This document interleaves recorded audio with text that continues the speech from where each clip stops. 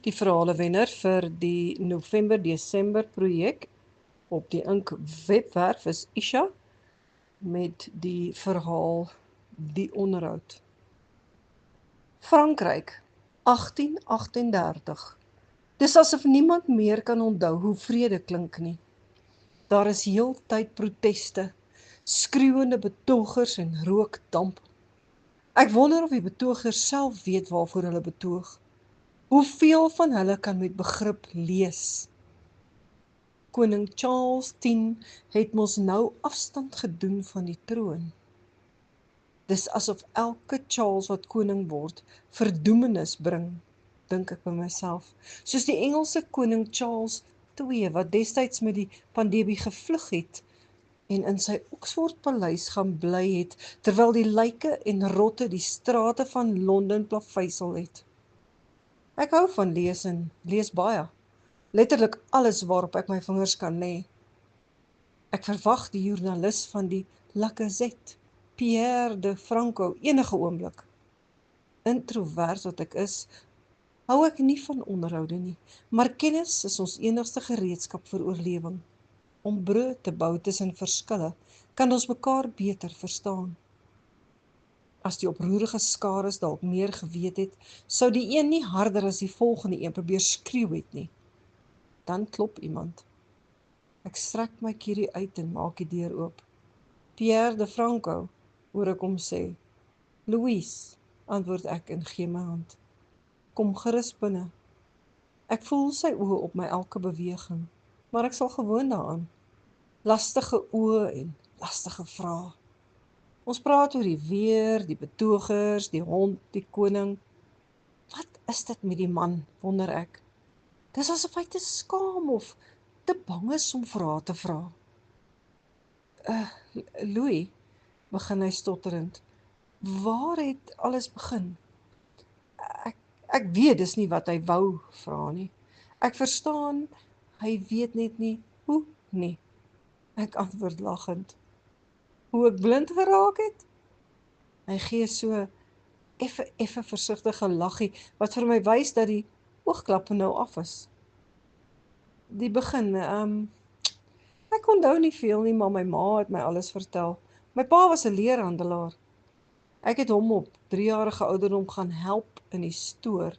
Ek het probeer om 'n groot, dik naald deur die stuk leer te steek, toe my hand gly en die naald in my regteroog beland.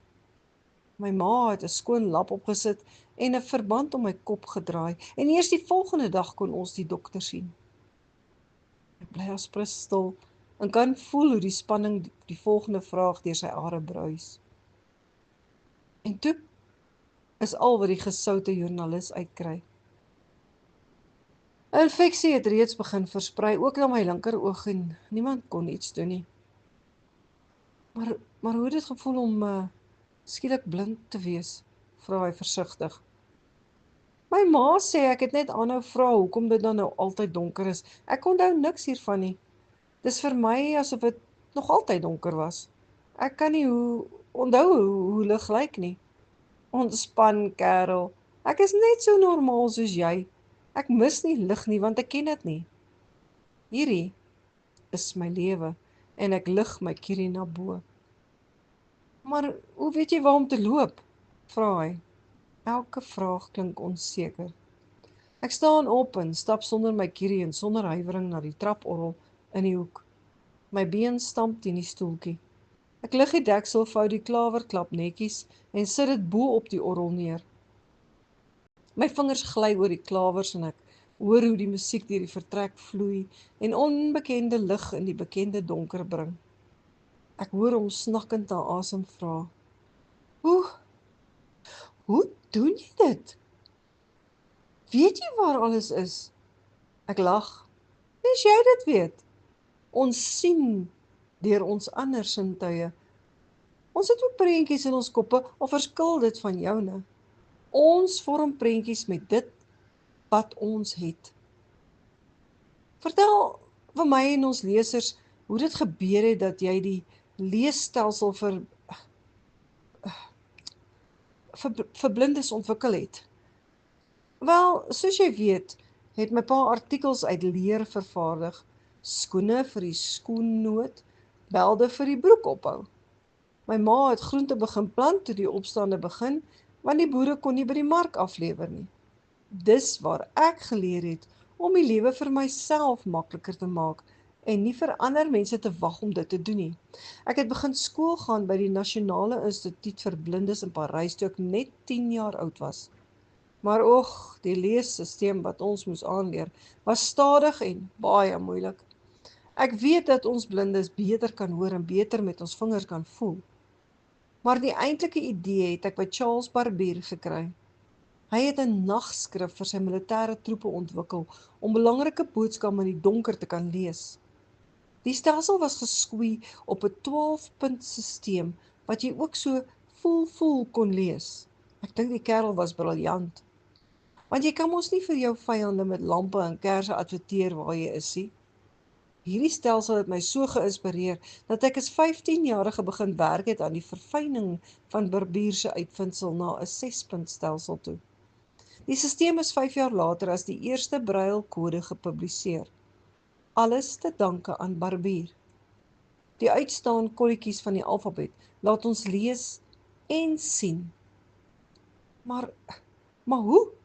Vra die joernalis. Die antwoord kom uit my hart. Daar waar niemand kan sien nie. Geloof, meneer De Franco. Geloof. My ma het altyd vir my uit ons Bybel de familie voorgelees.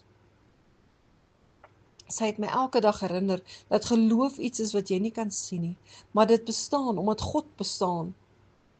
Sy het menigmaal vir my gesê dat ek met 'n rede blind is, dat God my sal gebruik om lig in die donker te bring. Dis hoekom jy kan weet, meneer De Franco. Die man met die kierie hier voor jou, glo en getuig in die krag van ons sienbare Vader. Brail gee ons kennis, en kennis is mag. Kennis is ons enigste hoop om as gelykes behandel te word. Ek gaan nadenkend verder. Mense vermy mos gebreke.